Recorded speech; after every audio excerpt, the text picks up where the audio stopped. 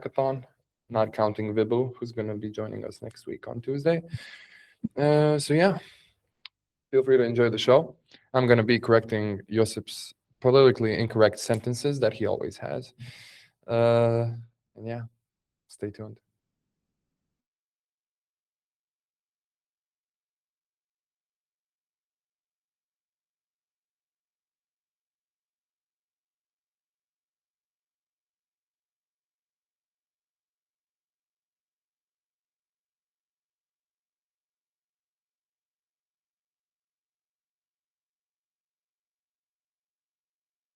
Željko, why is there two of you?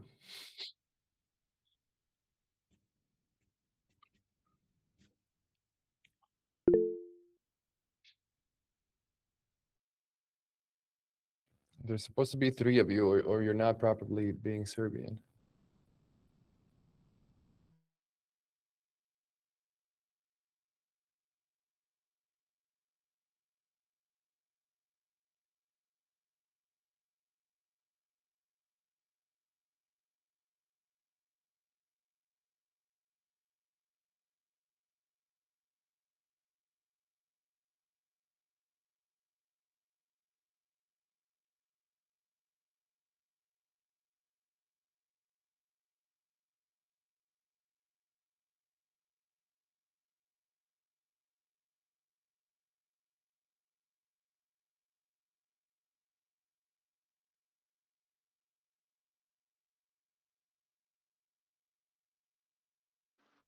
Hello, everyone.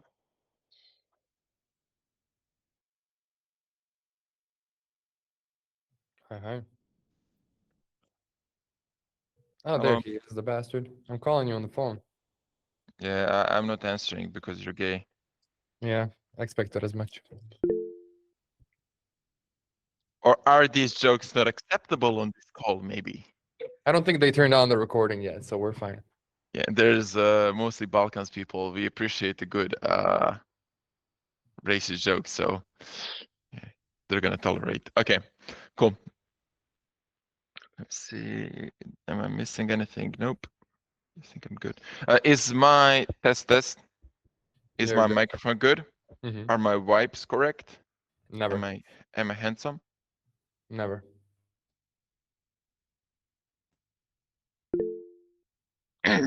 Okay, good. I do hate this microphone. When I'm listening to for the previous workshop, I feel like the sound is off, but then I just figured it's my voice and it's not the microphone. And it's also because it's hackathon season, I always lose a little bit of voice. So it's like 20% degraded because of all the calls. I think even the last time I had like some sort of flu or something. Whatever. Yeah. Okay, cool. Mattia, did you ping the group chat on Telegram? Doing it. Okay, sweet. I think we're gonna start in around 3 to 4 or 5 minutes. We're gonna start casually in 2 minutes. We're gonna buy some more time talking until more people are coming in. Yes, the call is gonna be recorded. The call is recorded, but still, I don't want some people to miss the initial points. So I'm probably gonna use the first few minutes to talk about Superteam Balkans and the purpose of the call, and then actually go on to the call. Mattia, you and I are pinned on the call, I think. Yes, and I'm also gonna have to do a screen share. Screen share. Okay, good. In my screen, full screen.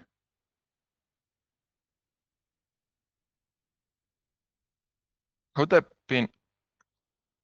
It's pinned. Okay, no. For my screen, when I went to Alt Tab, it actually had like that iframe at the bottom right, but I've managed to put it back in. Okay, it's good. I also want to have these testing my pen. Is my pen good? Yeah, not gonna throw anything weird there. And stickers. I think stickers are ready. Nice. Oh, and clear. Okay, beautiful. Awesome. There's 20 people in the call. We're gonna wait for the room to fill into 30, I think. There should be at least 30 teams, I think. 30 people.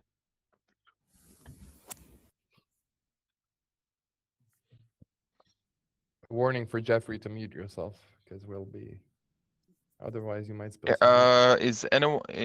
Are there people in the lobby that somebody has to accept? By the way, we do have somebody accepting people, right? Yeah. Okay, awesome. There's Simon, almost there's 30 people now. 28. Yeah. Oops, big black Cool. decks. Big black. Yes, the call was supposed to be called Big Black Decks because we're gonna be learning how to make decks that have big black slides and It's that make judges. WVE dash. Josh, are you speaking? I Okay, muted him. He stopped griefing us now. okay. I think he was giving context to somebody in the background while you're mentioning Big Black Decks. All right, you want Yeah. to hit it off? We're hitting 30 Yes. in real life as well. Let me just We're hitting cough 30. myself out while I'm mute and then kicking off.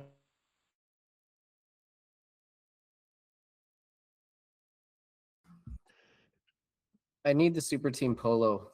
Yeah, That's fire. we need that. It is good. It is good. He said it is good. I wore it to a funeral the other day, and then the mother of the deceased asked how to get a grant. I guess no, that didn't happen. Stop. Go. Yeah. Okay. I came here to represent Superteam Balkans at the funeral. Okay. Cool. Kicking off the call officially. Just one more call.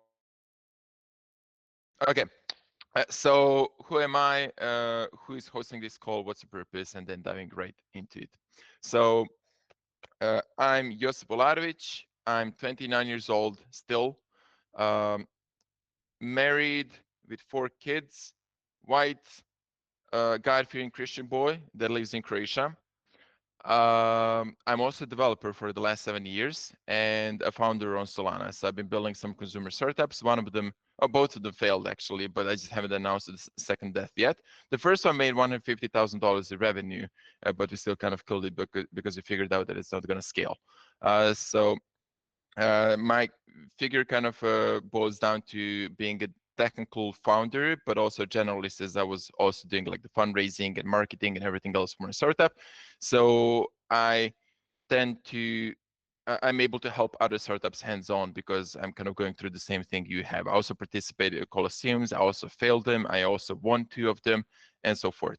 And I was also one of the 3 initial co-founders of Superteam Balkans. So that's one Matija and the other one is Marco. Currently, I'm just like a consultant, and I help on specific activations like hackathons and mentoring teams. But for the most part, I'm at the limited service there. Okay, that's for me. The host of the call is Superteam Balkans. I'm essentially doing a workshop on their behalf. In case you're already connected to Superteam Balkans, good for you. In case you're not, feel free to connect. If you're outside of the Balkan region or the neighboring countries, you can always connect with your own Superteam. We can always intro you to your local super team if there's one. So if you're part of Germany, Malaysia or something, we can introduce you to those teams. They kind of operate in the same way we do or similarly. So you should be able, at least in theory, be able to get the same support from them as you would get from Superteam Balkans.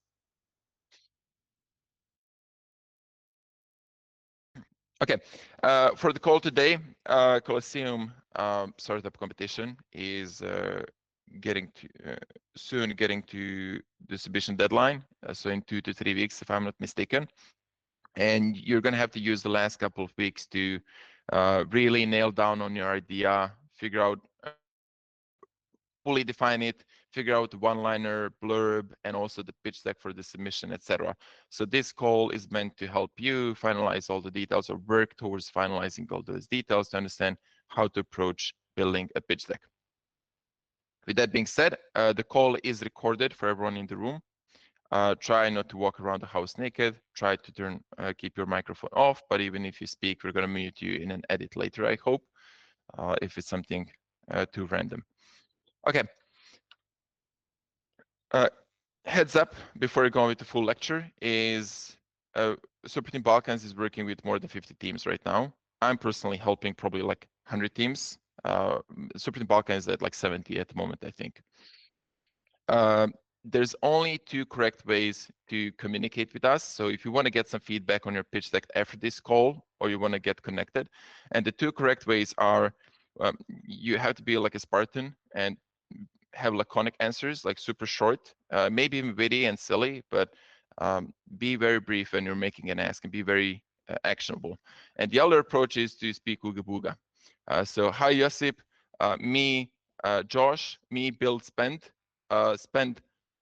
let's spend stable coins on Amazon, me need intro to Solana Foundation. So try to be very blunt, brief, actionable, either Spartans or ooga booga. Either is fine. The other one makes us laugh. The other one is just good, but optimize for being brief. And it's not just us, like train yourself, because when you approach people that have even more concerns in their life and less availability, like merge, Solana Foundation people, totally investors, you really have to be speak volumes in very little words. Okay. And another note before you go on with the full workshop is there's a mid-curve that we have to explain. Initially, when founders come to the hackathon, like Colosseum, they think that pitch decks are really not that important. Like the code, the traction, the startup, the idea is the thing that makes or breaks and wins at Colosseum.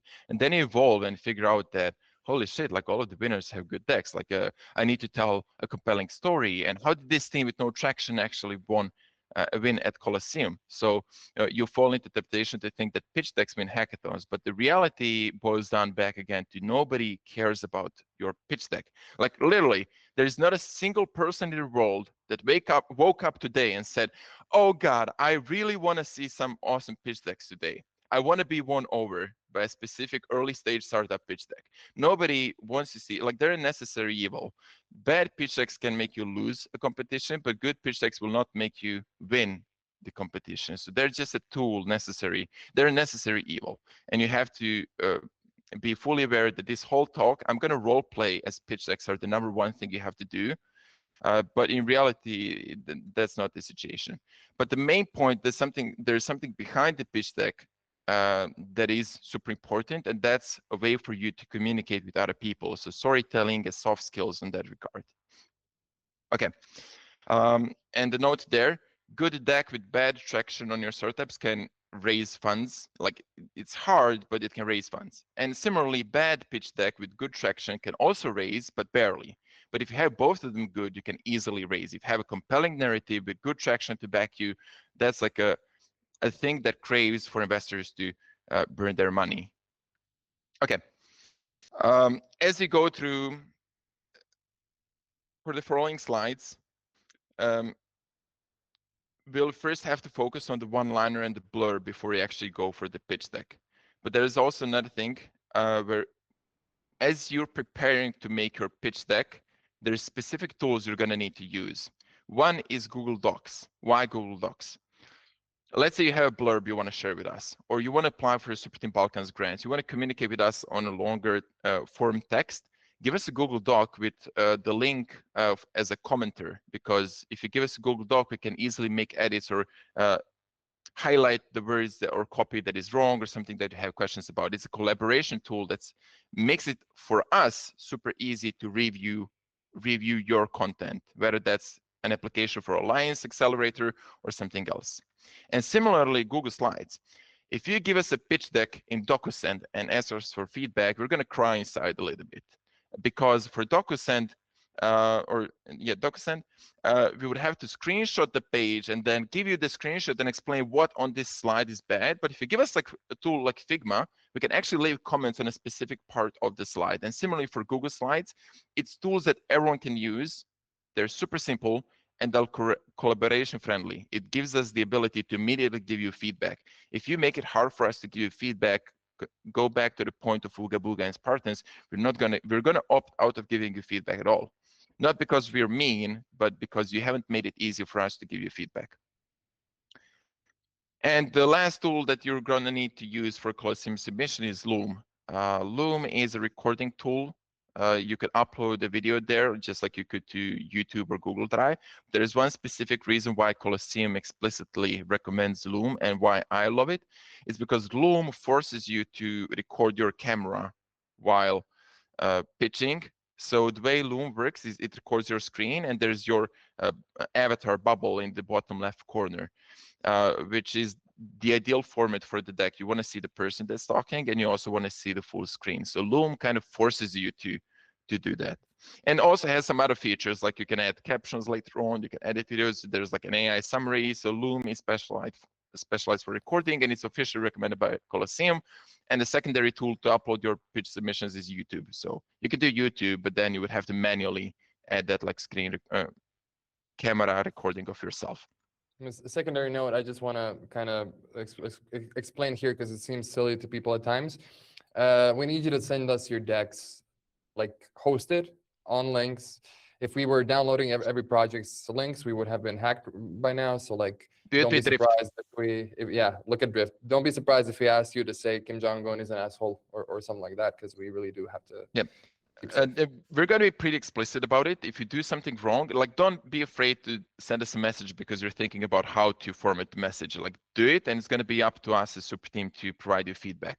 And not all mentors or people work the same way. So somebody might give you an other tool to use, but our specific like OPSEC, etc., would be if you give us a PDF file we have to download, the response is going to be, hey, can you please upload this to Google Drive before you continue? Or if you give us a very long message, we're going to tell you, hey, can you shorten this by 80% before you start talking? Okay, and last tool I just highlighted here is Telegram communication tool. If you don't have a group chat set up with your local super team, set it up. You want to get their feedback and also communicate with the judges there. But we're going to go for that a little bit, dive deeper a little bit later. Okay. Another note here is the sooner you iterate on your pitch deck and one-liner and blurb in the coming weeks, the sooner you get feedback from us. So it's purely up to you to figure out how many iterations you want to do of the pitch deck. If you give us a pitch deck and we give you feedback in 2 days, and you give us the new version of the deck that very same day, you are helping yourself iterate. We might sometimes work slower depending on the inbound requests from other teams and ERL situations, etc. But ultimately, it's up to you to fight for our attention. Like nobody owes you attention in that regard, and you are the one setting up the pace here. Okay. And before you go on making a pitch deck, now this important part, this is actually the first step of making a pitch deck. The title is prerequisites, but it's actually the first step to making a pitch deck. The moment you decide to make a pitch deck, you first have to make sure that your one-liner is polished. Now, by the way, there's going to be like Q&A later and a mini workshop, like how to, we're going to talk about specific one-liners, why they're good or bad, etc. But feel free to ask any questions now or later. Mate, if there's any particular questions, feel free to drop them to me because I'm not looking at the chat too much. One-liner. It doesn't make sense to focus and spend your hours on building a pitch deck before you have a one-liner that's actually a banger. For a pump.fun, it's launch tokens without sitting liquidity. It's clear, it's concise, it explains what pump is doing and what it's doing differently than other solutions at the time. After the one-liner, you would need a blurb. Blurb is just like expanding on a one-liner. It's 1 or 2 short paragraphs explaining what the problem is, what's the solution, how you're solving it, why are you the team to build it, etc. The reason why I need a one-liner is not just because of Colosseum submission, but also you need a one-liner that has 5 words or less, nothing more. If you can't communicate your startup in 5 words or less, you're not going to make it. Today, you're fighting against attention, fighting for attention against so many things in the world, like a new war coming up, maybe nuke dropping, maybe charts going up and down. You're competing for attention. You can't afford yourself to communicate 5 sentences for people to understand your product. They need to click with your product in a single 5 words or less sentence. As they're scrolling down the Twitter timeline, they accidentally see the 5 words and they're cooked. So you need that one-liner that clearly communicates.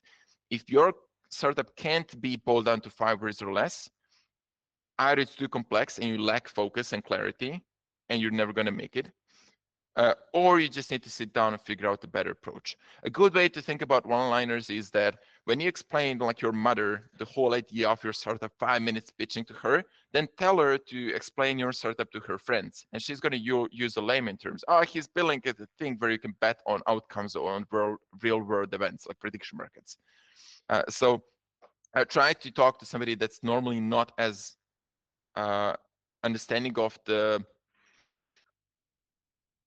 vertical that you're building in, and see how they would actually talk to their friends that can explain you like a file version.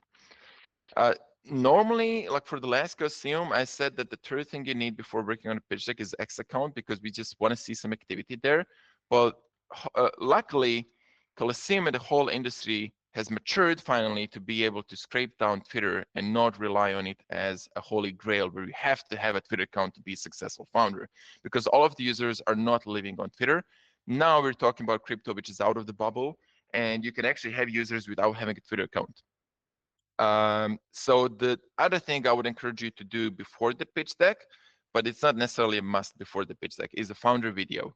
So it's a video where you and your co-founders talk in front of a camera in a single room for a minute, and you talk about yourself and the startup, how you came to the idea, etc.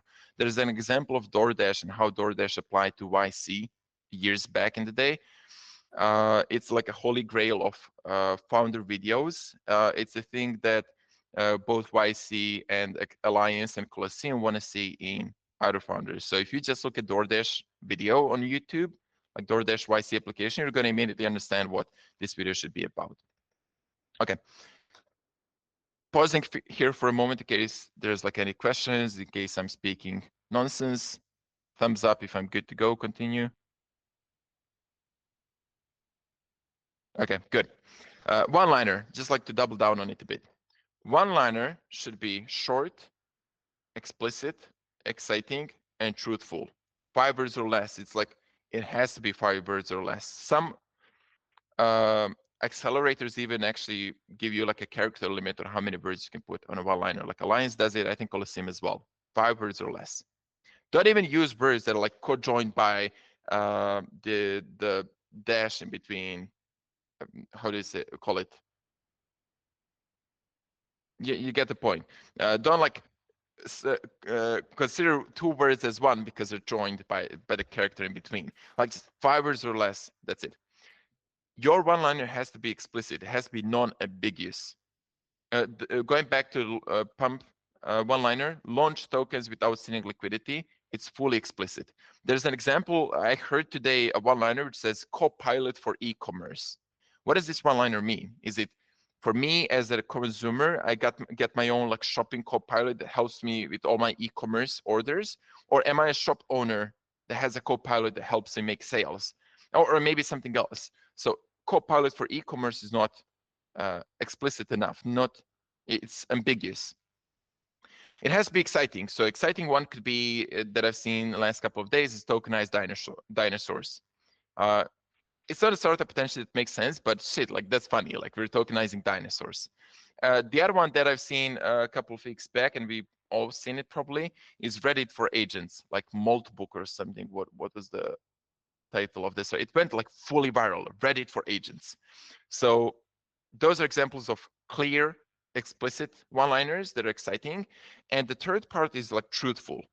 If you can't make a one-liner that's non-ambiguous and exciting, optimize for being less truthful. Like it should at least paint a picture of what you're building, but it doesn't have to be fully truthful. Like that's the least important component. So the number one is explicit, non-ambiguous, exciting, truthful. Okay, as for the blurb, there's a thing called Pixar storytelling method. I'm going to share the links after the call in some resources, and we're also going to share on the Telegram group chat from the hackathon participant from Superteam Balkans. But if anyone misses the resources, can't find them, feel free to DM me or Mati or somebody on Telegram. My handle is Josip Olarovic on Telegram. Okay, the Pixar storytelling method is a thing that works when you're trying to pitch. It's something that all children's books use and that founders can also use to pitch their startup.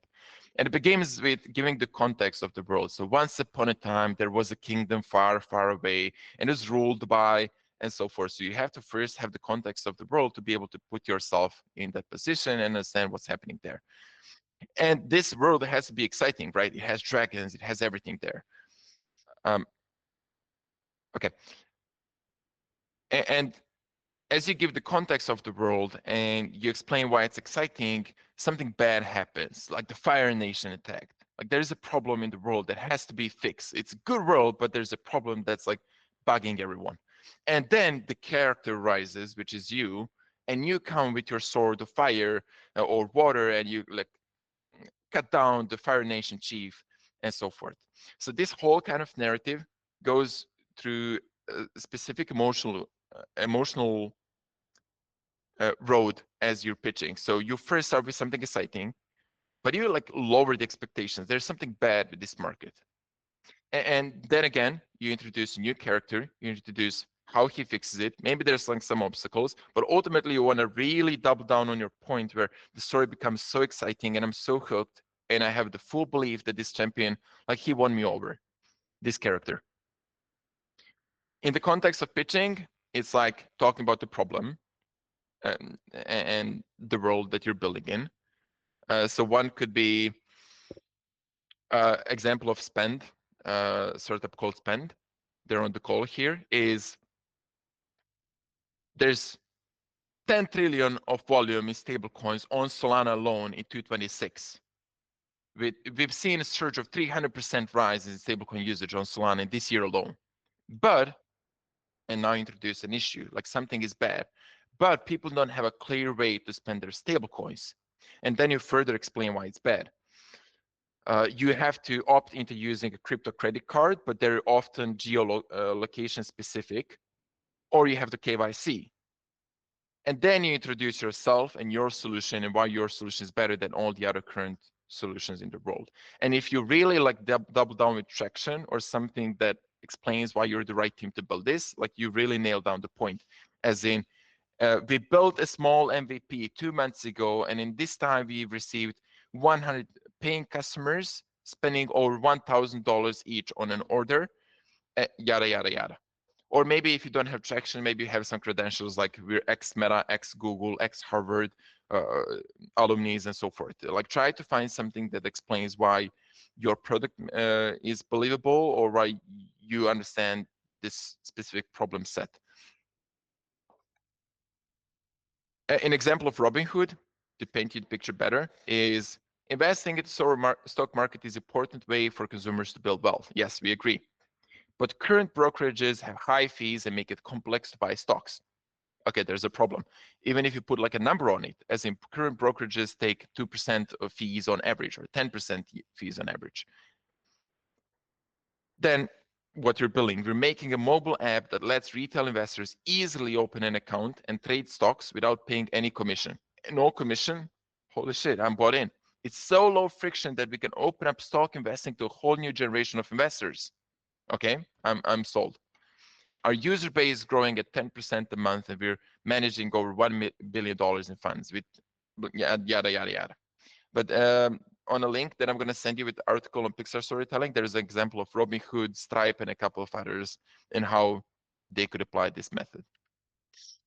Okay. And the last thing before the pitch deck would be the founder video. It should be short, like a minute long, maybe a minute and a half, but usually it's like a minute or less. It should be in person. You want to demonstrate that the founders live in the same space, they communicate. Colosseum just wrote an email today. They released a platform for the co-founder matching, where you find co-founders, and they explained why co-founders should live in the same room, in the same place. Because when you need to pivot, for example, you cannot communicate with a co-founder being in like 6 hours different time zone. You want to be in person discussing the pivot. It's much faster, it's lower friction. So you want to demonstrate on the video that you're in person. Like I kid you not, if they see you in person, it's already like 20% better impression on that video that you submit. Like Kenton and Josh there. Okay, the video has to be concise. You shouldn't be stuttering, you shouldn't be going too much in depth. You just present yourself, explain, like you kind of like read the blurb that we've seen there. You introduce yourself and then read the blurb in a way that you can read that in a minute. And another important point is something that people often fail. They over-engineer these videos. Like you don't want to do edits. You don't want to make cuts where if you stutter and then you want to cut out that 1 second so your face glitches a bit like TikTok videos. Like no cuts, no edits. If you can't speak fluently without stuttering for a minute, unless it's like a medical condition, obviously, like you're not going to make it. If you can't pitch, like if you can't talk about the thing you love for a minute without stuttering and having to do edits, you're not going to make it. You're going to have to meet users, VCs, and you're going to have to speak for 5 minutes with them, 10 minutes. Are you going to be able to cut your text ERL? Like obviously not. So 1 minute, no cuts, no edits, single room, just talking there. If you look at the DoorDash video later, you're going to notice you're going to figure out exactly what I'm talking about. What do you think? I want to ask you a sub question here. What do you think about like sticking out? Because I've heard VCs talk about like fatigue being going on, like no differentiation between projects. Should people stick out or not? Like probably not in the sense of that lady that was smoking a cigarette on her pitch deck video. Yeah, on there the was a toilet founder last year. video. But Yeah, smoking cigarette on a toilet with pants off. Okay, the thing with standing out, I guarantee if you just make a normal video with no edits, you're already standing above the crowd, like above 99% submissions. For some reason, I don't know why, but if you just look at all the submissions, people over-engineer it. They're not in the same room.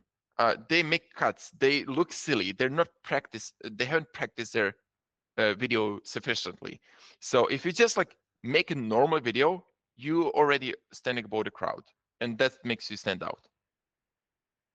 At the end of the day, like people are not looking to be impressed at all times. Like when you go out and I don't know, meet a woman casually, you don't want to be immediately impressed or immediately want to start dating. You just want to meet the person. Like I'm not watching a founder video to be impressed. I'm watching because I have to watch it. Okay. There's also gonna for your submission, you're also gonna need a tech demo. I'm not fully sure how that should be done, to be honest. I never investigated, but I assume it should be done in a way that you're like browsing through your app, showcasing it, and there's like a camera of you in the bottom left corner, like a Loom video. So it should just be casual recording demo of the app. there's never been like complications around that. They mainly just like want to check that you do have the technical ability and do understand. Like just the same kind of deal like with the GitHub repos. They're not really gonna go. I already received some tech demos from people. There's emotional music in the background, like techno, lo-fi, hip hop. If you need music to evoke emotions in me, you're failing. Actually, no, I'm not even supposed to feel emotions while watching a tech demo. Like, why do you want to make me feel something? So it's like it feels like that more like brain rot content where you put that runner game in the background just so I'm like hooked. Like, why are we doing that at this point? Like this is a tech demo. It's not brain rot content. It's not emotional crash course of React and such. Okay. Another note before I go on to some specifics on the pitch deck is some of you might need to pivot. It might be a hard decision because it's a few weeks to submissions. We've seen actually one of the winners at previous Colosseum that fought under our flag was pivoted during Colosseum, like a few weeks before it. They actually killed the token during the Colosseum timeline, or maybe shortly after it. They changed the product direction. Recently they changed the name, but don't be afraid to pivot. If you skip this Colosseum, if you don't have the time to pivot properly, it's fine. There's going to be a next one, but don't be afraid to pivot. Don't stick to sunk cost fallacy, like, right? Don't stick to an idea that might not work. So when you give us like a one-liner and a blurb, because we will want to greenlight the one-liner and a blurb before you give you approval to go for a pitch deck. It does make sense to build a pitch deck without a quality one-liner and blurb. Am I mumbling? Can you hear me correctly? Okay, good. So yeah, some of you, we might tell you to pivot. We might even tell you like, sure, we would love to see a pivot, but you can play around with this idea for a few more weeks. Okay. Some of them will even tell that you should go get a job. Yeah, we've told it to some people as well to break up with co-founders. Like you should be building this product, but not this guy. You should be a founding team member, but not a co-founder. You should actually be employed in the ecosystem and not working on this. Like you lack the energy to carry this out and so forth. Okay. And one more key thing I want you to take away before you go on to some tips and tricks with the slides is each slide someone watches is a miracle. Again, you're fighting for attention span. The judges are VCs or founders that are currently on their way back from a conference in an Uber drive, poor internet reception, watching your deck from a mobile phone. And maybe they have 4 kids as well. And maybe they're currently raising Series A themselves. So those are people with a severe shortage of time and strong senses of bullshit, because if they want to survive as founders, they have to be able to cut out, filter through the noise. And if they see the first red flag, they're going to skip through. They're not going to bother watching. So each slide somebody watches is a miracle. You shouldn't be thinking of, I want to provide these slides with more content, more info. They have to be won over.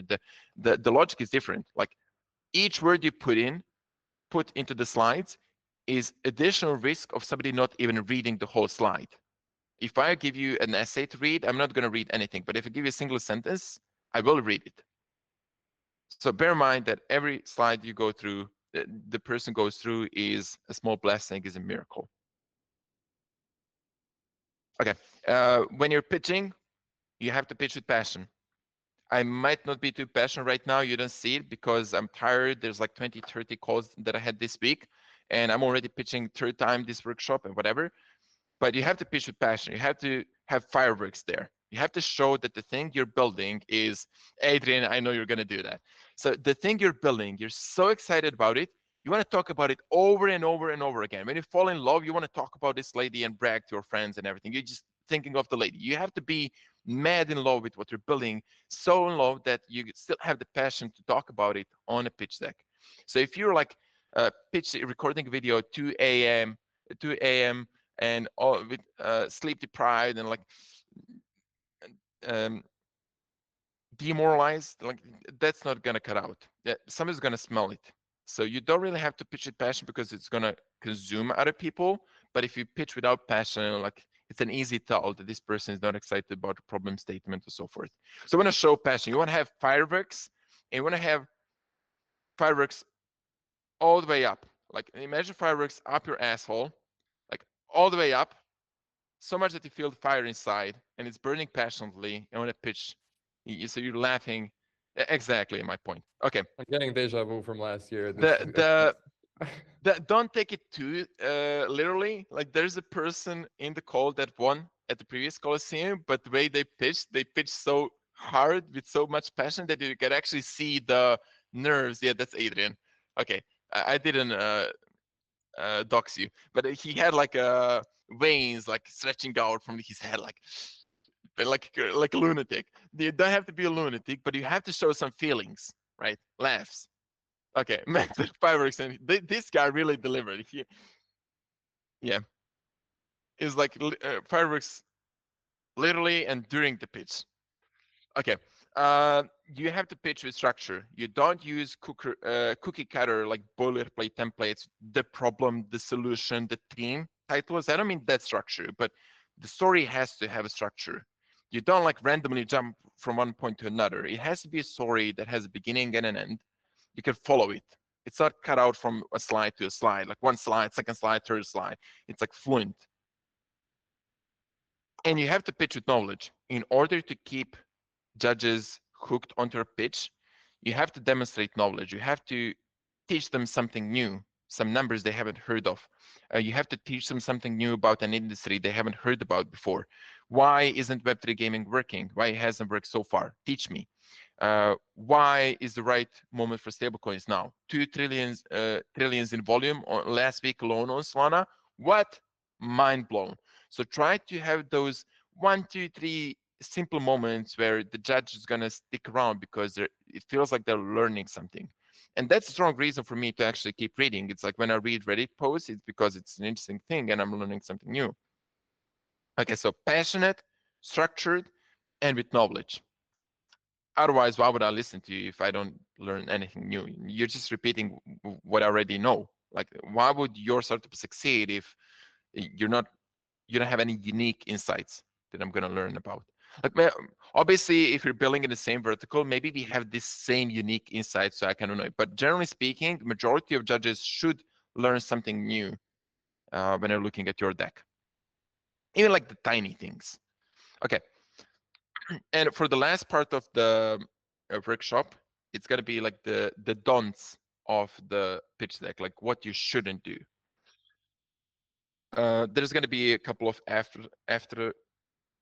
slides after this whole section of the don'ts, but nothing too fancy. So this is kind of like the last main part, and then we can open up the Q&A. Okay. Let's see a thumbs up whenever you do a thing that's listed here. So if you, not immediately, but I love the enthusiasm, Vineta.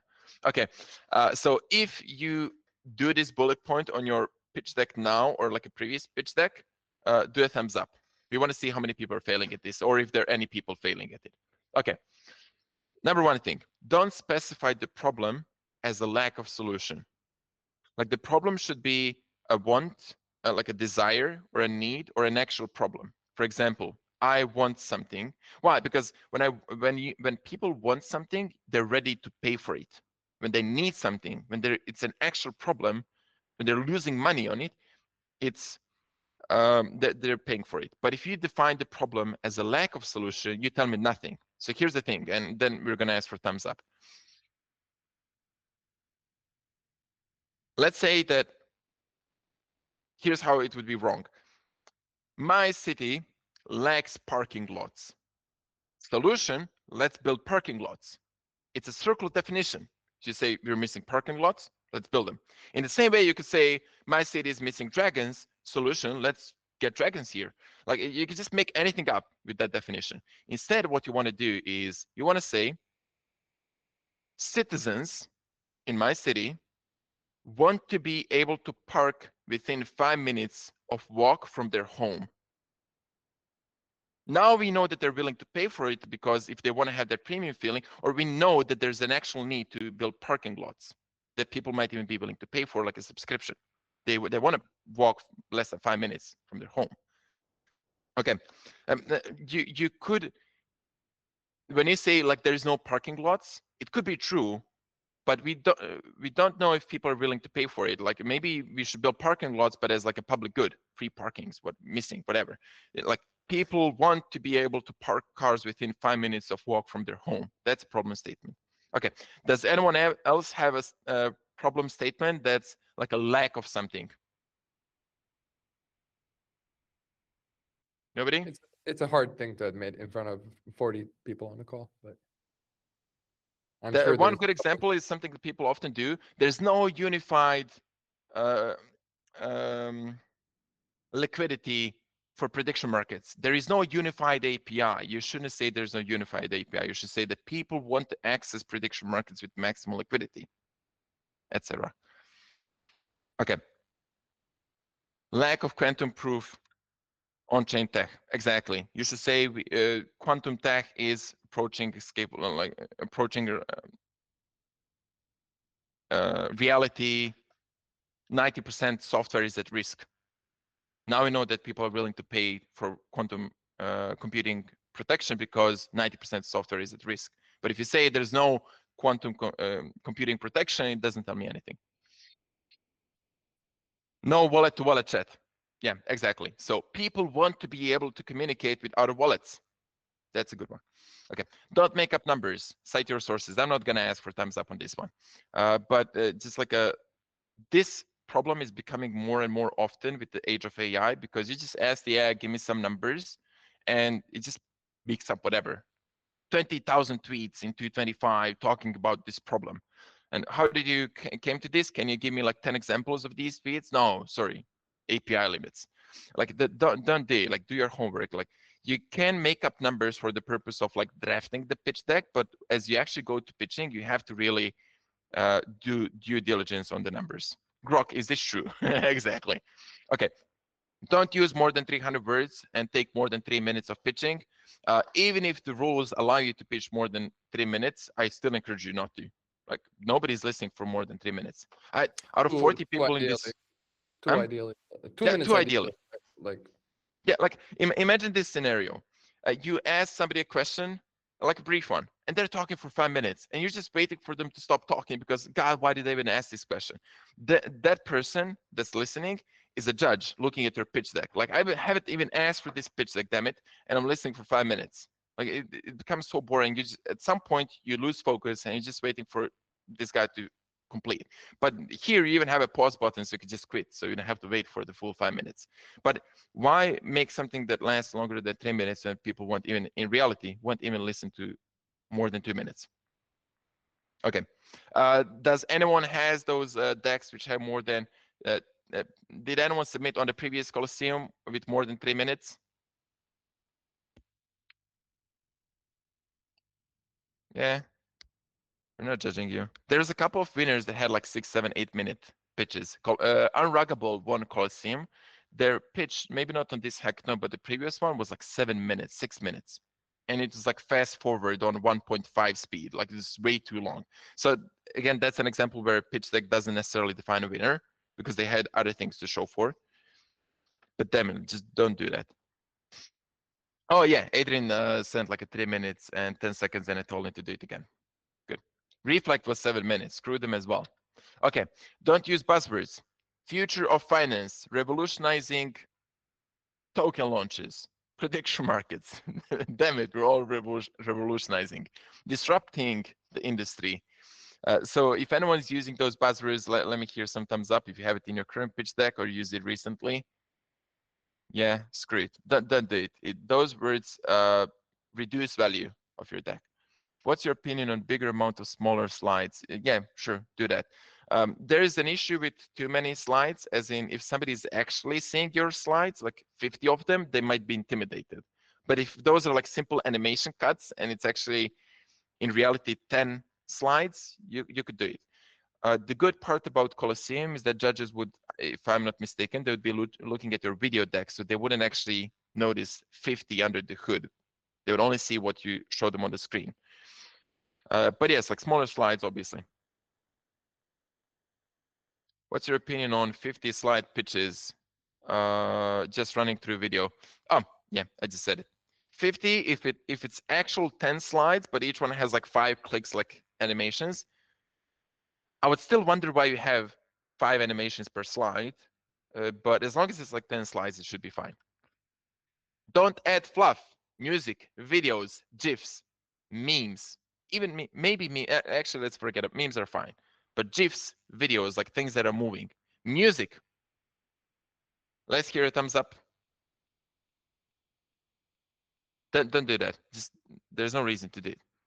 Okay, cool. Don't brand your deck. Don't give it any branding like elements in the background. Black background, no additional elements, white font. There's a reason for it. The only branding you need is like the theme color for keywords. So keyword could be like blue color. And on the first slide, you show logo. That's it. Nothing else matters. Your brand might change over time. You might even rename your startup after Colosseum. Why do you care about the brand so much? You don't have to stand out. Again, you stand out by having a normal deck. The reason why you go for black and white is because it has highest contracts. It's easy to read the words.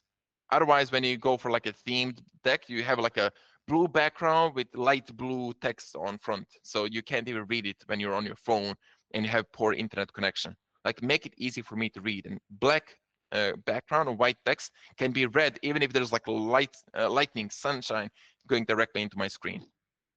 I'm not gonna ask for thumbs up further, but let's go through this. Don't use the problem, the solution, the theme titles like cookie cutters.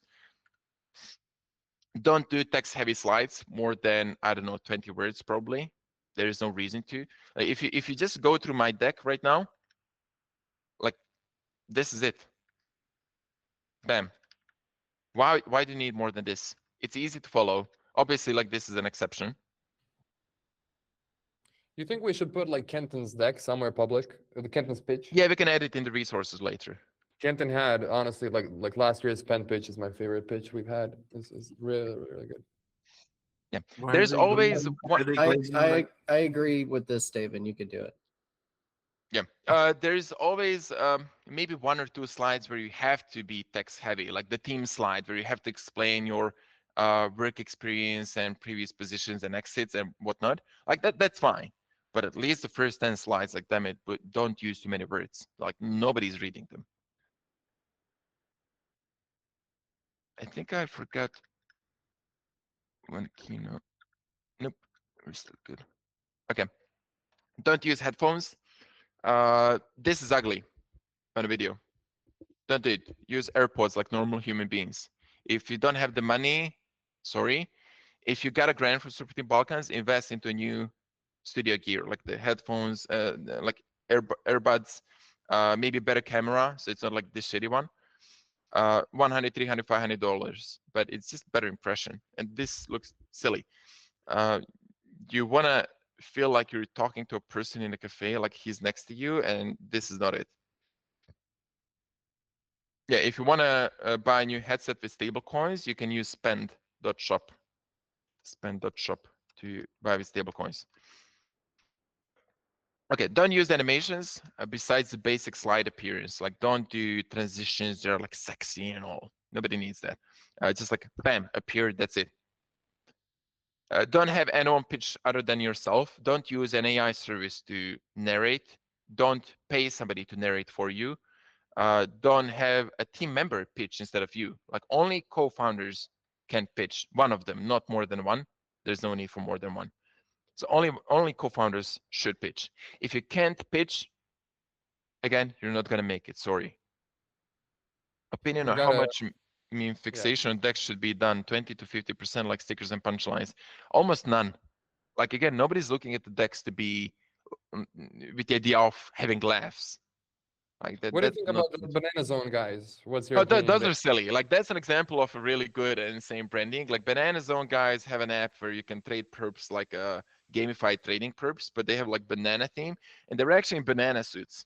And when they're speaking with investors, they have a banana suit on an investor meeting. So they're Actually, like really that- correct. them Yeah, masks, they look real scary, those guys. Yeah, but they're like a exception, not a rule. Like a tokenized dinosaurs. If you wanna be in like a dino suit or some shit, maybe it could work. So, but obviously, if you're building like a protocol and a wallet, you're not really gonna dress as a wallet.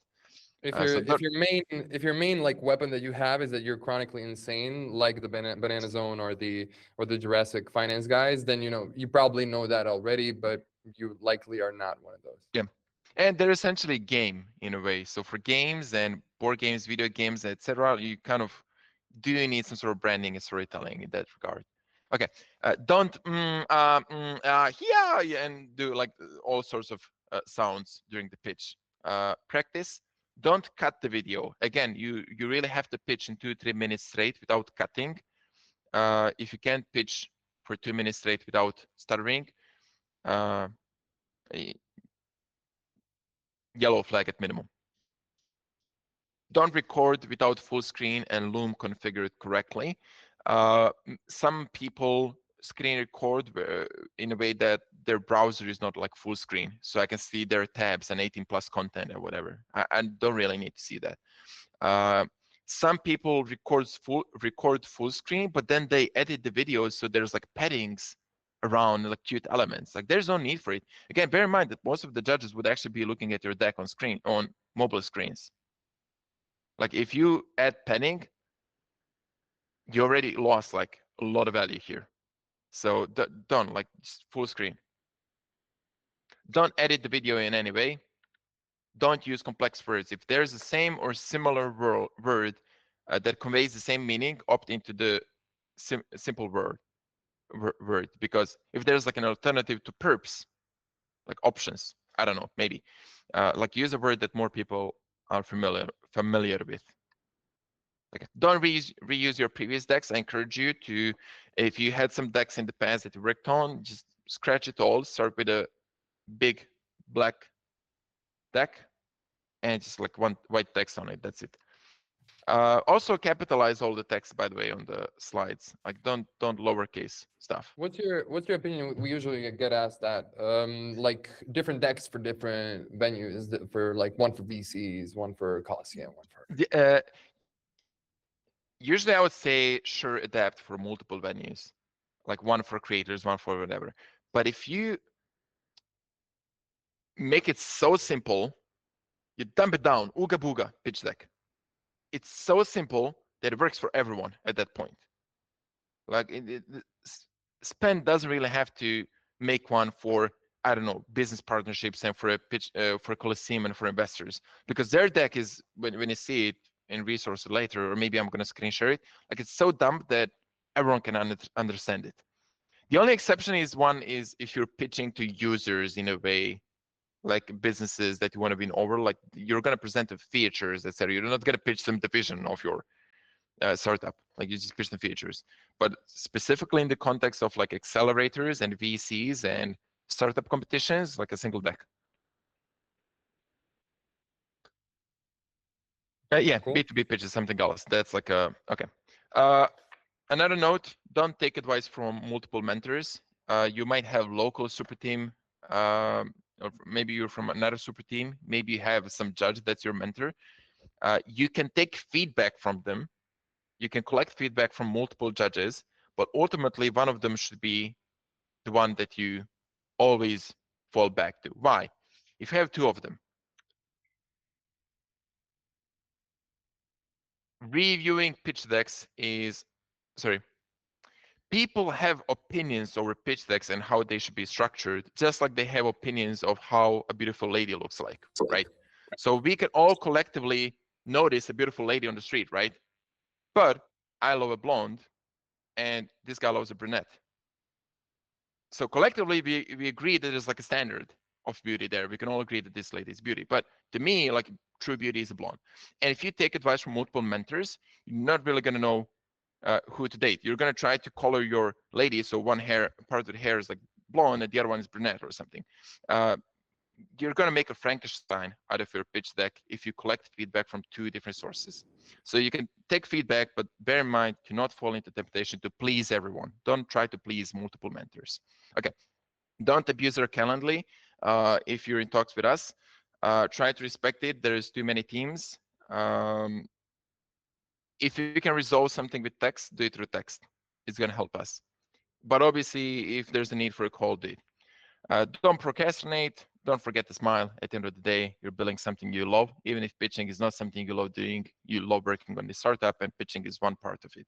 So make sure to smile during the pitch. Okay, this is the part where you can kind of leave off.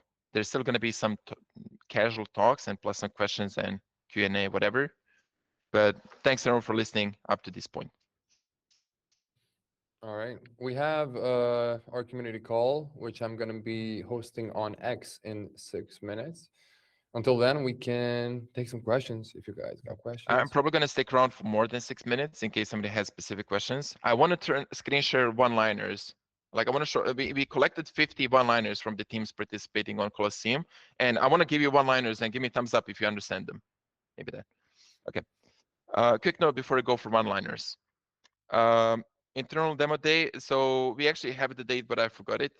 We have Build Station in 2-3 weeks. 12th of May. Yeah.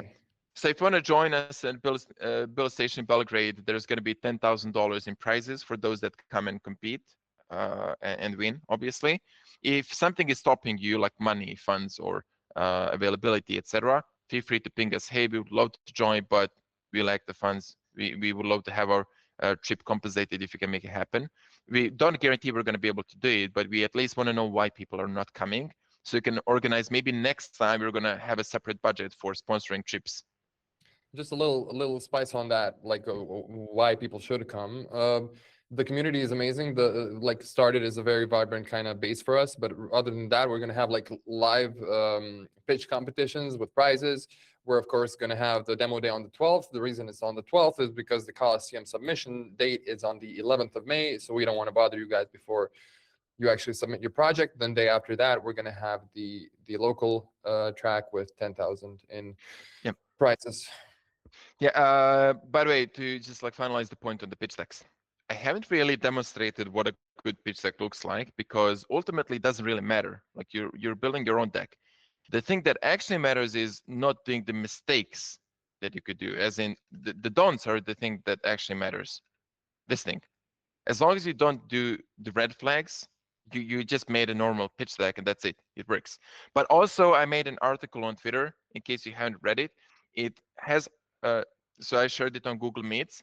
This article has links to YC Combinator on how to visually design a pitch deck and how to do the storytelling part of it, etc. So it doesn't make sense for me to really talk about on that part, like visually editing the deck and storytelling, because YC already covered those. And if you just look at the article that I sent in Google Meets, you're going to find the resources in that article I wrote. I'm also going to send a follow-up of like 10 different links that you could just read in half a day, and your brain is going to become much bigger. So yeah, expect a follow-up from the call. If you don't have a follow-up like part of a group chat, send me a DM on Telegram. Again, Josip Olarovic, and ask me for the resources. We have a raised hand. I believe. Yes, raise hand. Maybe there's a clap or an actual hand raised. Hey everyone, I have a question that is a bit out of box. Okay, so if you remember, I am the guy who hosted the meetup Superteam Balkan in Abu Dhabi during the break point. It was amazing hosting you all. Now the problem here is that I can't present. So if you go to the analytics on the Colosseum page, on the hackathon analytics, the India has the more number of submission than all the rest of the countries combined. Okay, so the super team India is not able to cater to everybody, mentor everybody. So is there a possibility that I can get an opportunity to get the feedbacks from you and get the mentorship from you? So India has so many submissions because they made an activation with one Web2 influencers and they get a bunch of signups. So the metrics are a little bit skewed. But yes, I agree overall that some teams are overwhelmed. If you don't have an intro to them, we can run an intro with them. If they don't have the capacity to help you, we do have a soft spot for builders and we're going to act as a shelter. Adrian is living in the UK, but he won the last Colosseum under the Superteam Balkan flag. Spend is from America. I don't know how they came to the idea of Balkans, but they have. So happy to help all the teams in the need. And if you don't have this connection with your local super team, just ping us. It's We unfortunately might be dying. It's unfortunately my job to be kind of rejecting that. Josip tries to take, as he said in the beginning, we have 70 teams. Josip has 100. So if he does take you in, he's going to give you advice. But we cannot be taking other super teams. We're like, we can We can't be poaching others. We can't be poaching. Adrian, we had special cases. Adrian had a girlfriend that was in Romania. He was in Romania. All this, we'll latch on to anything. But if you're completely on the territory of another super team, we have a friend from the US here in the comments as well, who's in the same situation. Like, we can't really help support. We can help you get connected to your local leads for sure. Yes, and we Balkan can help you. Just we're gonna figure something out. Okay, awesome. And just to put it out there, I'm happy to apply under the Superteam Balkan flag. Okay, I love Balkans. All of you are great friends. I had amazing. Nomad that's traveling to Belgrade next month, and during the submission. I'm actually talking to Ivan and considering moving to Belgrade for a few months. So amazing. Maybe. Nice. Let's see. Okay. As for there's a couple of more questions there. What if your product doesn't have users or reasonable metrics, but you see the ability for disruption? What would you share? In that case, you would have to be somebody that has a deep insights in the industry. Like you're building a prediction markets competitor, but you worked at Polymarket the first year, or you're founding team members. You like really know, have a gut feeling or something. Or a better way would be, if you don't have users, get letters of intents or memorandums of agreement, MOUs. Like you're an API, try to find 10 entities which will sign a document which says, if Jimmy implements XYZ thing, we will use them. Like that, just try to get some sort of validation for the idea. Scrape for pieces. If you don't have users, at least try to have some traction on Twitter, like some moment of virality, or actually having letters of intents. What does the judging process look like for the judges? Do they split into buckets? Yes, that's a good question. So the way a judging process looks like, if I'm not mistaken, all of the projects get shortlisted. So 1,000 plus projects end up being like 300 projects, and those 300 get distributed to judges. So there's like initial filter which you have to pass through, and that's the part where the other question is like, with 30,000 people entered, what is the likelihood of entrance project being actually reviewed? Your project will be reviewed for sure, like by Colosseum team, maybe some more people. But the question is it good enough to get shortlisted so all the judges actually get to see it? And even when it gets shortlisted to 300 projects, if I'm not mistaken, I think they're like distributed like 50 to each judge. And specific reason is because if a judge has to review 300, they're just gonna start skipping. They lose focus. So you kind of minimize it to 50 decks in a way. Okay. Maximum as attraction, and what's most important thing that must be in a pitch deck as a matter, but info, what are... Novix, I haven't really understood your message. Team is from Kenya, no local super team as well, ping me. If someone approached you for feedback as a judge, how would you like to be approached? That's okay. Mihai, you did ask me that the other day. I asked you to ask the same question again on the call. When you make a one-liner and a blurb, you want to test it against multiple people. Ideally against your users. You want to see how they react, but you can also ask judges because they're experts at specific things. So what you want to do is you want to come up with a one-liner and a blurb and approach 2 judges, 3 judges, and ask them how they feel about it. What's your take? Like 1 to 10, how would you rate this one-liner and blurb? If it doesn't work, go with like A/B testing. Go for a second option, one-liner and blurb, and test against other judges. You want to see how judges react to these one-liners, essentially. Or maybe give them like 3 options, A, B, C, which one-liner is the most exciting and best to use. So try to do that. And the way you approach judges, like they're very limited time, have their own startups and kids, etc. You come with respect. You come with I actually have a specific slide here. Quick moment. There it is. So the way you approach people like Toli or Balaji or Josip or whomever is, don't do stuff like, hi, why don't you recognize my project next? What you do instead is you briefly, very briefly, explain what you do and give one clear actionable item. Please promote this specific post. Please give me feedback on the blurb. If you give me a task or 5 tasks, I'm not gonna do any of them.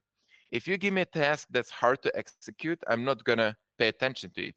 So you can tell me, give me feedback on the whole deck, and I might say no or ignore you. But if you tell me, hi Mert, I'm building an RPC infra solution, and you're an expert in this niche, so I would kindly ask you to help me review my deck for Colosseum. I have some concerns regarding the problem statement. Do you believe this problem statement feels strong enough? Like that's a question where he can simply say, this is bad. It does work. Or it could be tweaked in another way. But if you give him like the whole deck to review, that's not going to work out. Like try to scope down your ask so the actionable part is super easy. It's kind of like a web design. If you give people 2 buttons to click on, they're not gonna click on any of them. They're just gonna churn. You want to give them a single button with bright color to click on. And Balaji says it in this post here. If you're pinging somebody busier than you, you should have a single well thought out ask that only they can execute on, like you can't execute. And you have prepared everything necessary for them to be able to execute the task. Like if you're asking for pitch deck feedback, give them a link on which they can leave comments on the slides. Like we've said, like Google Slides, Google Docs. Many judges are open to helping entrants. Indeed, they're insane people, because why else would I pro bono volunteer to review decks? They obviously have a soft spot for startups, or they have an agenda. Like maybe they're VC scouting for new startups. Maybe I have an API that I want to sell to early stage startups, so I'm judging at Colosseum because they're my customers. So there's reasons why people want to interact with these early stage teams. And I would encourage you to like approach them. If you're too scared to approach them, ask me, hey Josip, is this the right message I can send to Mert, to a judge, to whatever? The code submission part concerns me. My code is my IP. I'm very wary of having to submit a repo when I have working product right now. Nobody cares about your code. With the age of AI, it's the code is commoditized. Your edge should be something else, unless you're like heavy protocol stuff. Like if Software open source their code, do you think somebody would actually take a piece of their revenue and users? Like nobody would. So the code doesn't really matter. But what you could do is you could clone your repository as like a snapshot of a repository, cut out the sensitive details, like just replace them with a comment, and show that there's a code base that looks pretty, but it's not functional because it's a snapshot and some functionalities have been stripped out. But like keep it open source, and so it's easier to estimate that it's there. Okay.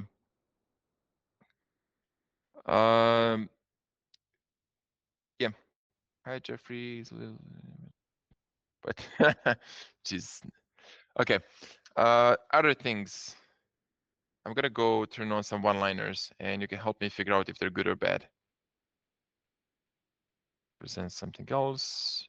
Here it is. Cool. Can you see this screen?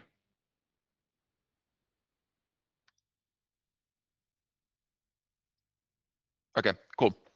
I would say if someone else is able to steal your IP and outcompete you, then you have bigger problems. Exactly. So it's kind of like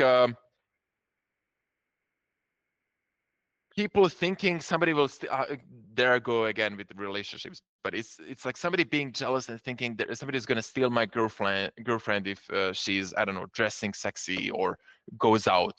Like, why are you not secure in yourself that even if even if she's going out, like she's loyal to you and you're the one that's going to win her over? Like you should have that kind of stance where that's the least of my problems. Where steps? What are the steps you would do to nail down partnerships with existing players as an early stage startups? How do we build credibility? It's a two-way question for me to answer. You would have to explain to me what your startup is so I can give you an answer in the context of your startup. For each startup, there's like a different playbook you can approach. Like depending on who your users are, what's the vertical domain, and so forth. Adrian as well. Like Adrian is building a super code heavy solution, like a protocol level stuff, Rust, crypto, whatever, cryptography. But then again, even if somebody could fork it, at the end of the day, if that code is so complex, people won't even understand it. I don't know. Maybe they could with Claude, but if product is solving multiple problems, do you prioritize problem related to the current? If your product is solving multiple problems, only talk about one problem you're solving. There could be other problems, but they should be like side quests, as in you're coincidentally also resolving something else. In case of Adrian, he helps agents write Solana code super fast, but he built an SDK which humans can also use, but he still called it like SDK, Solana SDK for agents, or Solana for, agent first SDK. So you focus on one. Why? Because if you're competing against a well-established competitor that's a first mover, has funding, has all the users, and you're trying to tackle multiple problems while he's solving a single one, the whole reason, let's say you're competing against Jupyter. The whole reason why you would outcompete Jupyter is because at this point, Jupyter is solving 10 problems, DEX, perps, loans, whatever, whereas you might only focus on loans and do it better than them. So you want to demonstrate focus, you want to demonstrate straight path forwards. Everything else is like, if it turns out that the second problem is worth solving more than the first problem, then you just state the second problem. That's it. Try to focus on a single problem. There's some exceptions where one problem is actually like multiple mini problems, but that's like very rare. Like Pump didn't resolve. I mean, even when Pump launched, they resolved multiple problems, but they only focused on one, which was launching tokens without having to see liquidity. but they did have some other stuff like I don't know, finding an audience and distribution, being able to publish memes and whatnot, like God knows what. Okay. Realistically speaking, is the hackathon about truly bringing innovation and growth, or is it just a headhunting operation for VCs to find projects they can make money off of? I'm asking to try and understand the motivation and sincerity of judging. It's both. Both can be true at the same time. Colosseum is a VC, but they're also were part of Solana Foundation initially, and they're funded by Solana VCs, and they have a strong belief on Solana. And they're a VC whose purpose is not only to grow their funds, but also to grow the Solana ecosystem. At the end of the day, all of their products depend on Solana thriving. So it's both about growing the pie and also about having an investable startup. It's, and if you look at the previous winners, there's some of them that like I would never put my money into that if I had extra money as a VC. But maybe it's gonna print transactions for the chain and it's gonna bring in net new users. I don't know. Realistically speaking, everyone has an agenda. Not everyone, but most people do. But it doesn't stop you from winning Colosseum. To get credibility, you have to show up. People need to know you personally. That's true. Current meta problem. What if the solution you are offering resolves multiple problems at the same? Okay, that's it. You only speak about one solution. If you have to, why is talking about multiple problems a problem? If you need to solve multiple problems for you to feel like now we're onto something, like these together form one major problem that's we're solving, you're probably just comforting yourself that the problem you're solving here is not sufficient. So you're trying to tackle another one and another one, another one. So they're together. Like try to find one problem that's worth solving and only one. If you need multiple to feel like you're content and this is like a strong, big enough problem, you're probably just trying to compensate for the lack of size of the initial problem you were solving for. Like I've seen many prediction market aggregators, and many feel like it's not a good problem to solve because just aggregating prediction markets, it's not that much of a problem. So they also talk about, I don't know, unifying the volume of prediction markets and also resolving some of their ghost fills or calls or something. Like it's good, but can you just tell me one thing you're solving and solving it really good?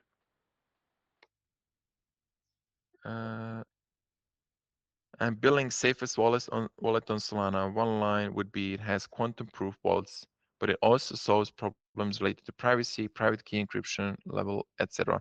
Any specific advice for this product? If you're building a product that's a competitor to something that already has PMF, like wallets have PMF, Phantom Software and MetaMask, but you're also building a wallet. Okay, you don't need to sell me on the PMF. Obviously, there's a PMF for wallets, but you have to sell me on the idea of why you would be able to take their market share. So you're either serving a set of users that's underserved by Phantom software, or serving a set of users that they're not even serving at all. For example, Pump launched and had PMF, and then we saw Moonshot launch, which is a mobile app on Google Play and Apple Store. Which is exactly like Pump, but you can pump shitcoin. You can ape into shitcoins with Apple Pay. So their Pump built for normies because normies couldn't use Pump because they had to install a wallet, on-ramp crypto, and buy and learn how crypto works, etc. So Moonshot was simply Pump, and that's such an easy sell because you have a product that's working, which is fun, a Pump, and you have an immediate understanding of how this is different. Pump for normies. So you can say you're Phantom with security first in mind, or Phantom for security freaks could be your pitch. What if the project is a great opportunity for VCs to print money, but it's not a spectacular idea? Like some of the best startups are just like boring ideas. Taxi rides, I don't know, Uber, Airbnb, letting people sleep somewhere. It's like, if that's gonna print money, sure, but the spectacular idea is being spectacular is not something necessarily that, like tokenized dinosaurs is spectacular, it's awesome, but Where's the business in that? Can you actually make viable unicorn business out of tokenized dinosaurs? You can crop this for content on Twitter. But yeah, so define spectacular idea. Yeah, exactly. Okay, let's move on to one-liners. I need your help. Okay. Give me a thumbs up or thumbs down if you fully understand the one-liner and can estimate what the product is about, or a thumbs down if you can't really understand it. I'm gonna read one by one. Okay, real-time signals for Solana AI agents. Can you fully understand what it is? Most people don't. My personal question here is like, what are real-time signals? What are these signals? Are we talking about real-world events, like or Trump posting about war and oil prices going down? Is it some other, like, what are the real-time signals is missing to me? I understand that it's something for Solana AI agents that's meant to be like ping them, but yeah. And there's also no need for AI agents. When you say agents, obviously you're thinking of AI, I would say. Okay, trade leverage positions on past crypto events. What the heck? As in, I'm impressed by this one-liner, but I also don't know what it means. Like on past crypto events. Okay, there's like a mix of upvotes and downvotes. Cool. Trade and win. Can anyone understand what this product exactly is? Yeah, exactly. Is it a mobile app? Is it a trading platform? Is it a trading terminal? Is it automated trading? Is it like way too generic, way too abstract? Tokenized dinosaurs. Thumbs up, thumbs down.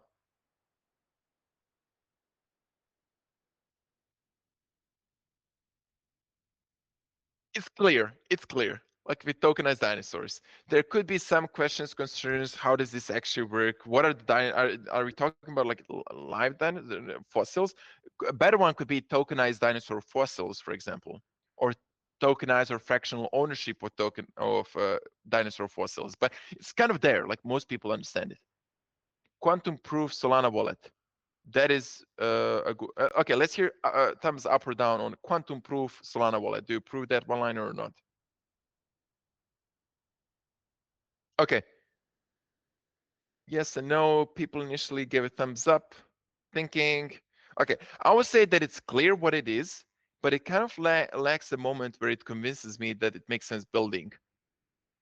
Like, why can't Phantom or Soulfire build quantum proof and bam, you're dead? So what is the different nature there? Prove location, reveal nothing.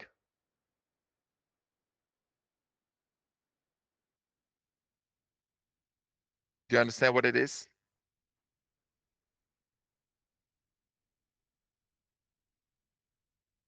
Okay. I'm not fully sure what it is. It tells me something. It tells me what it does, but I'm not fully getting if it's like a protocol. Is it a consumer app? Is it like, what is it exactly? Real-time risk infrastructure for on-chain markets.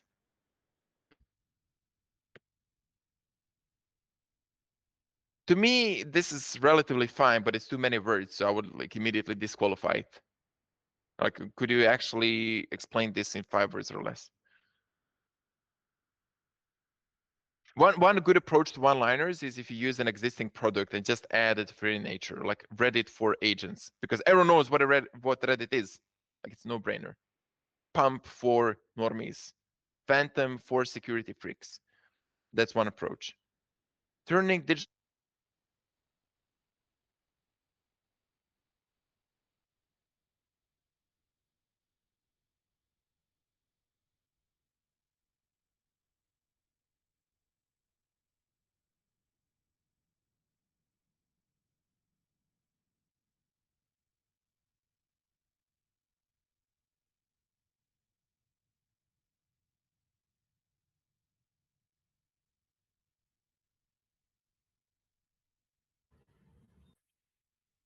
Can you hear me now? Yeah, my battery died on the headset. Let me just quickly.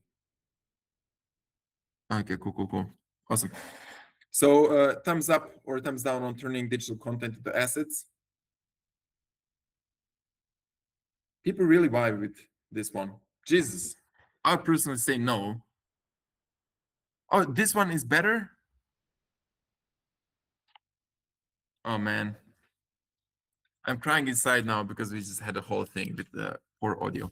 DeFi yields on autopilot. Up and down.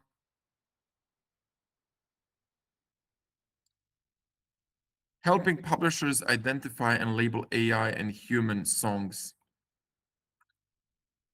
To me, this is clear, but it's more than 5 words. Decentralized finance infrastructure for RWA. Yeah, I'm into thumbs down, personally. Net as, okay, more than 5. Decentralized manufacturing on demand. What do you think about this one?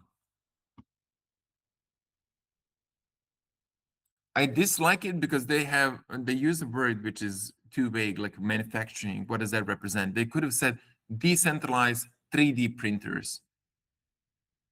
Like that's clean. Like that's a 3D printer's DPIN where anyone can install a 3D printer and anyone else can use it, but this guy earns revenue. Learn trading and DeFi by doing.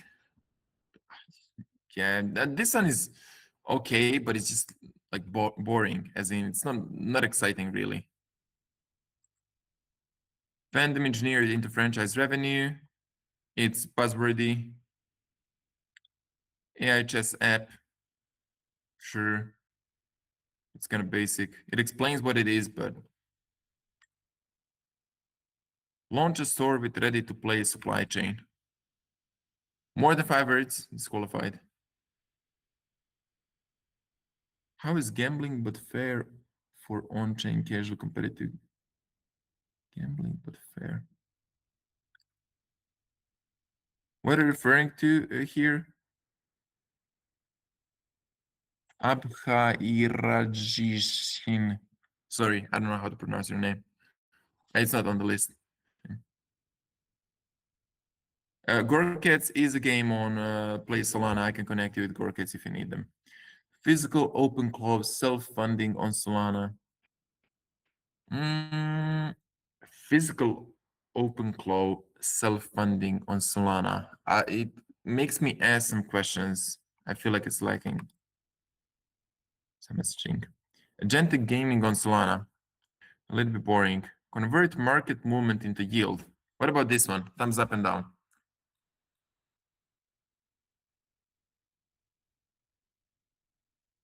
Convert market movement into yield. Yeah. I'm 50-50 on it. Turn futures volatility into gains. That's like similar to the thing that Thaler is trying to preach. Programmable IP licensing. What do you think about this one? Up and down.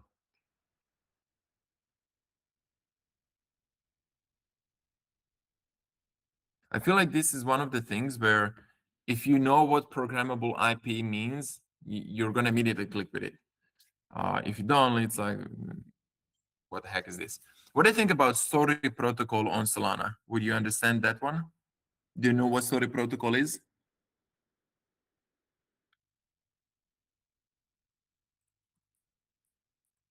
I'll personally try that one maybe. Okay. Telebook, Zioth, Dilly. Ads built for on-chain intent. I mean, when you look at these one-liners, like at the end of the day, they're either boring, abstract, unclear. Some of them are decent, but you're not like won over by reading a one-line. Oh my God, this is a banger. It's really hard to achieve that. It's really, really hard to achieve that. So don't try to win over judges. Just try to make them understand what the product is and see the value in it. Hotel booking API for AI agents. On-chain revenue sharing protocol. Building Solana apps without RPC. I think Adrian pivoted away from this one-liner. I don't know if he's still on the call.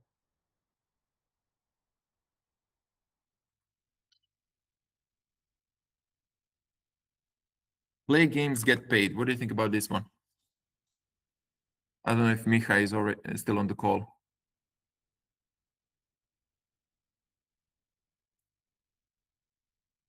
Yeah. Play games, get paid. So this is a product that's kind of like Steam, but a revenue share, because the stuff they have on their own marketplaces, like skins marketplaces, game marketplace, they share the revenue with people that are actually playing the games, and not just their games, but like any game, because their desktop app is tracking the games you play. So it's kind of like community-owned Steam in a way. I feel like personally, this one-liner should it should mention Steam, because the way I see it, it's a competitor to Steam. One day in the future, if they grow, they would be stealing Steam's users, because people would be using Game Bytes to install apps instead of Steam. So it would be like Steam with community ownership or involvement or monetary rewards in some way, but there should be a better one-liner. Like I see it as like that. Solent Lotus execution layer for prediction markets. Are you still on the call? Founders of Lotus, I've seen a couple of you. What do you think about execution layer for prediction markets, everyone?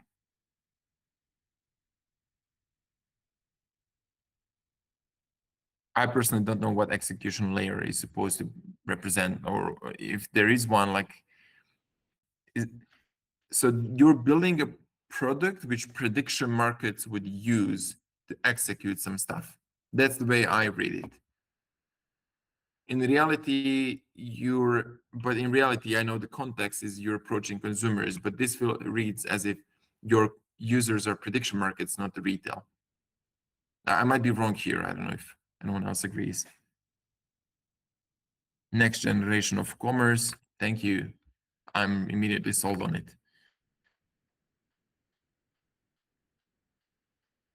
On-chain multiplayer trade empire game. This is fine. Like, it explicitly states what the game is.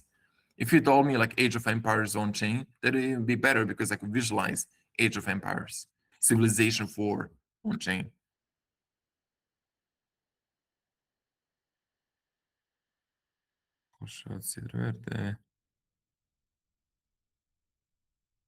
OX Dad, are you here on the call? No, not anymore.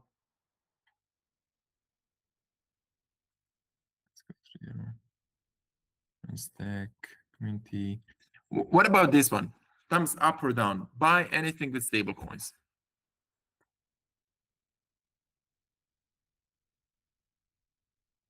It's a clear one. It's still missing some stuff, as in, is it an app? Is it a protocol? Is it an on-ramp? Maybe, like, but it explicitly says what you can do with stablecoins, like buy anything with stablecoins. Beautiful. Alternatives were like Web3 drop shipping with stablecoins, because they essentially, what they do is they aggregate Amazon, eBay, etc., and they allow you to purchase in stablecoins, and they pay with fiat, off-ramp your stablecoins and pay with fiat. So they kind of act like a drop shipping platform where you can pay in stablecoins. Oh yeah, you're there, Marino. Beautiful. Let's go with Omega X. Good question, please, but I think spend one is too broad. Yeah, potentially too broad. If you go with buy anything with stablecoins, it could be like lacking the body, or like I can't visualize what it exactly is, but it explains explicitly what it does. So that's a good one, at least. As for Omega X, on-chain health insurance with yield. What do you think about this one?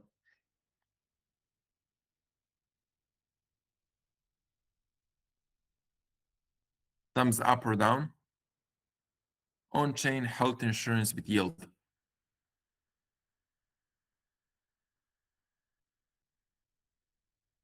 I'm personally into thumbs up, even. Is there a more common word than yield to use? No, I think it's fine to use yield in DeFi. Like, everyone's here gonna know yield, what yield is. So, like, in an ideal case, you would talk to. I mean, the question is there actual need for yield here? Is yield the selling point, so you have to really add it to the one-liner, or is the health insurance the selling point? If health insurance on-chain with yield, maybe, I mean, you have enough words to put in there, so you can add it, I guess. What do you think about social news app for rewarding users that engage with personalized stories and staying informed? That's way too long for a one-liner, 5 words or less. So you would be TikTok with monetary rewards or revenue share or something like that, because TikTok is personalized feed. I don't know. Maybe not. Okay, cool. And when you look through this, the thing that really makes your project stand out is a one-liner that I immediately understand on the first slide of your pitch deck. Because after 2 minutes of watching, the only thing I'm going to remember of is your one-liner. And I'm going to be left with some emotion, as in, I'm convinced, like impression. I'm convinced, I'm not convinced. I'm convinced on this product that allows people to spend stable coins. I'm not convinced. So you're convinced or not convinced, or convinced to some degree, and plus one-liner. That's like the general idea of what judges are left with after judging. Make gains without dumb risk. Yeah, that's the mantra. That's the buzzwords, or too abstract. Not even buzzwords, just like abstract. Yeah, cool. I think that's it. If you want to stick around, I can talk more. I can give some feedback on specific decks if you share me links, or we can just pause the call. Yeah, like close it.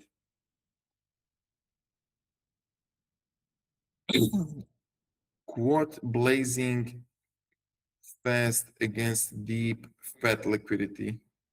And this one-liner has zero value probably. Quad blazing fast against deep fat liquidity. And quad blazing fast. What? I mean, if you want to say quad blazing fast, you say sniping against deep insiders. I don't know. Not fully sure what your product is about. It's too vague. Tell me what you think about Apple iOS automations for Solana. I have no idea what it is, but I do love to see an idea of like Solana and Apple iOS integrations. So try to find an angle and a one-liner that helps me understand what it is. So do you help Solana apps deploy on Apple Store? Do you help them transact on Apple? I'm not fully sure what it is. Where to reach you out? Ping me on Telegram. Josip Volarovic. Your assets should outlive you. No, it's sales pitch. This one-liner is a sales pitch. It plays on the emotions, or like instead just say that your, I don't know, on-chain will, or if that's what you're playing for. But your assets should outlive you doesn't give me enough idea of what you're building, and it's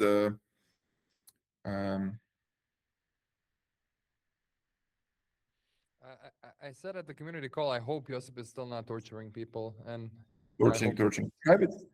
Private payments for AI agents is clear, but it's not as exciting because I personally feel like that's a feature that some wallet is going to resolve as a side quest, like private payment. Like X42 is going to introduce private payments, and it's going to kill your whole thing in a way. So I would have to understand what's the longevity of it, as in privacy plugin on X402 maybe. So I understand that you're built on top of it, and it could be maybe even baked into it, where you essentially like make a small exit to Coinbase or whoever is owning the X402. Earn from your DeFi activity to basic. Like literally anyone does that. Like Camino, Software, Phantom, Jupiter.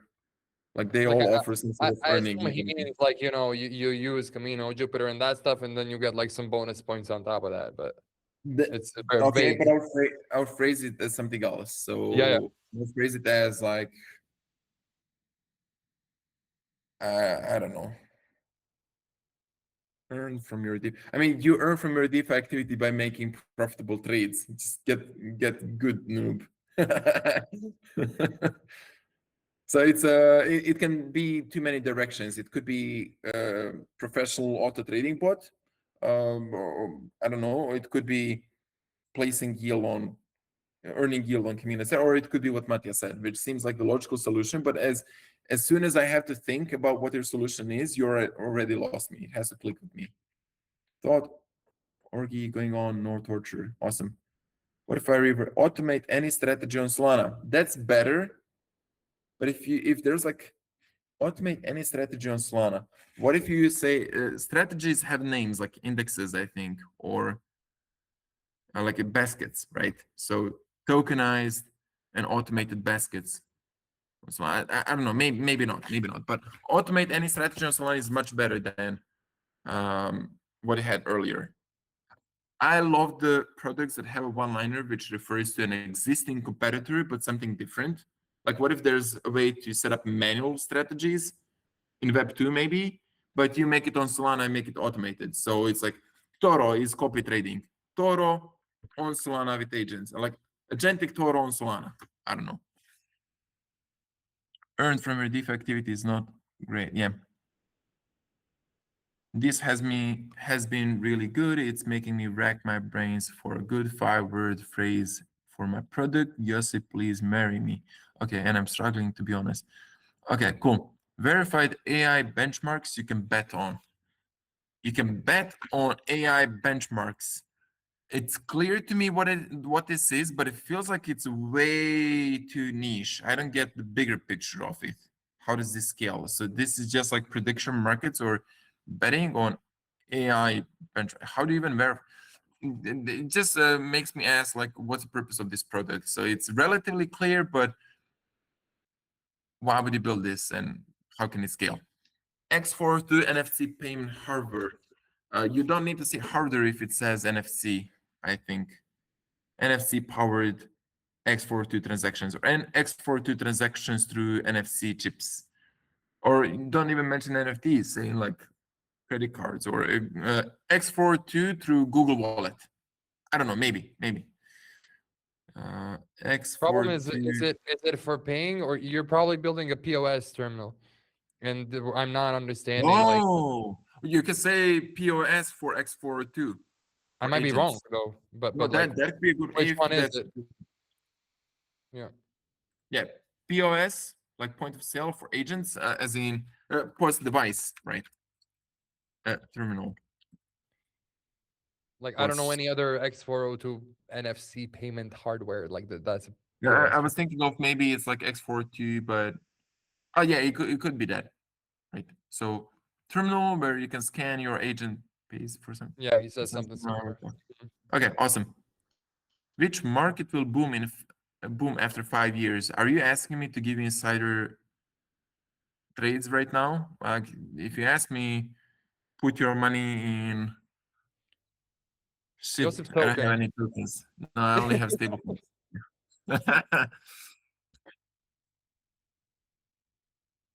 Automate your edge on Solana means nothing. I'm really sorry. That's like sexual, going sexual too fast. I don't know. Edging on Solana or something. Just no. Did you when I was leaving, our friend asked like how do you get picked out of 13,000 submissions in Colosseum? Did you answer that question by any chance? I think that's Maybe. bothering a lot of people. I'm gonna get to that. Just a thought for Mohammed on his one-liner. You could say that you're a personal financial assistant for Solana traders in a way, because when you automate strategies, it's more like you have a co-pilot, like a finance guy next to you that's gonna do everything for you, like a personal finance agent on Solana. Maybe. Trade futures and I guess work is a good. Gets you. My money is on Superteam Balkan. That's booming. Yeah. Prediction markets on super teams. Which one is the best? But it's not it's deterministic. Wonderful. I haven't seen that in a while. Deterministic programs. Holy shit! You're a boomer. Okay. How to be selected as a winner amongst 20,000 other people? Like, they think registrations is the same thing as submissions. That's the first it's part. like 1,000 submissions. So but how do you win out of 1,000 submissions? Yeah, how do you stick out? Like, is this just an avalanche of projects, and is anyone going to even see me? Yeah, so as long as you're normal, you're already standing above the crowd. Like, you just don't do any red flags. Make people understand your product. I mean, if you, again, going back to this list of one-liners here, 80% of them are shit, 90%. And those that are good have bad blurbs. And those that have good blurbs as well have bad pitch decks. So if you like make a good one-liner with a good blurb and a good pitch deck, you're already in top 5%. And the rest is like the traction and whatever. So, and the idea makes sense, right? But if you like make sure that everything's aligned, judges are trained to close down somebody as soon as they see the first red flag. So it's not about winning them over, it's about avoiding being flagged as a red flag. So you stand out by not showing any red flag. Don't give them a reason to not to filter you out.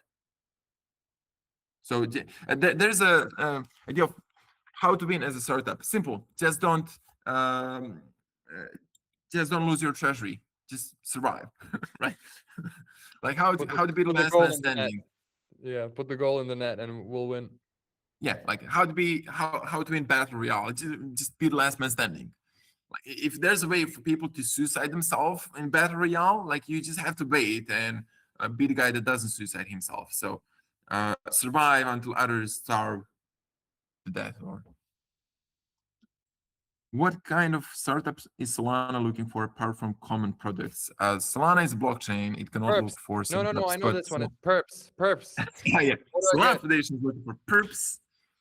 Last season it was prediction markets. Like they're still a hot topic, but like perps is relatively new. And the next battlefront is AI, because Solana won like at NFTs and shitcoins, and then prediction markets came, but they're like Polygon, and perps came, but that's Hyperliquid. And the next battlefront is probably AI.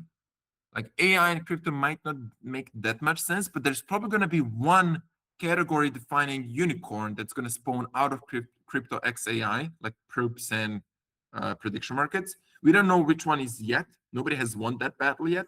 But when it rises, the whole ecosystem is going to benefit from one player, like prediction markets and perps, etc. So AI is probably like the next battlefront, and that's why I see Solana like investing shit ton of money into like evangelizing AI. They want to make sure that the next AI startup that deals with crypto or payments is built on Solana, nothing else.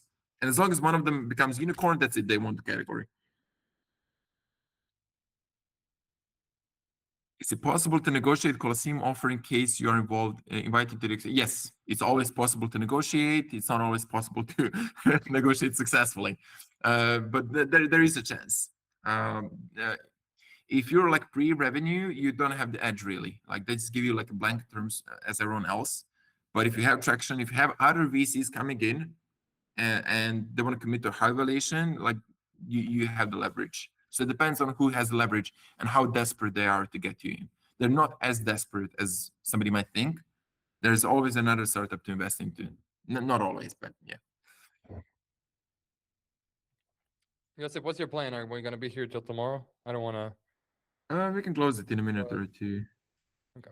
They probably cracks the context window issue. Is there a product? Yeah, I think so too. Like when you resolve the context window issue, there's going to be a whole new category defining product in AI.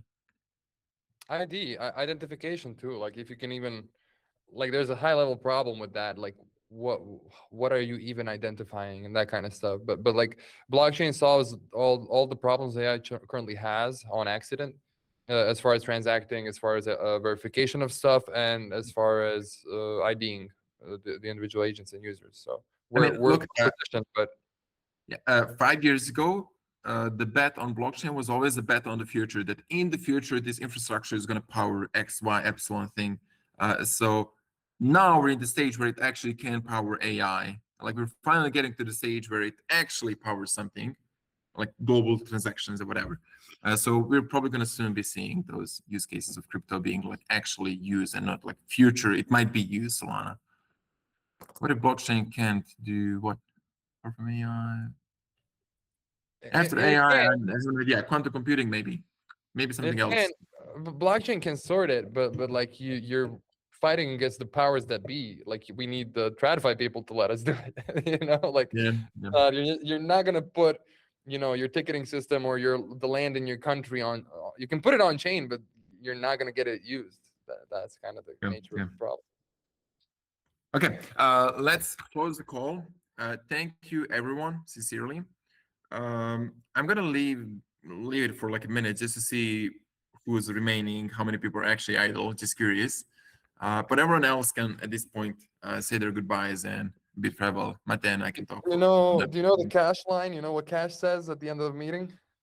Yeah. Yeah, you don't have to stay home, but what is it? You don't have to go home, but you can stay here.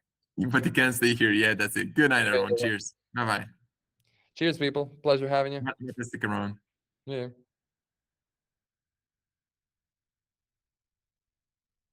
We have a guy called Eternally Black on the call. I just noticed him. Ja, ja sam skušao da mi je bolje zvuk nativni od laptopa nego mikrofon slušalica. Jeffrey, screw you. As in, like, go away. Not as in insult you. Thanks for being here. Not screw you. I want to say something else. But Probably meeting on Tuesday, Flams, with this crazy guy. yeah. Yeah. Your mic is fine.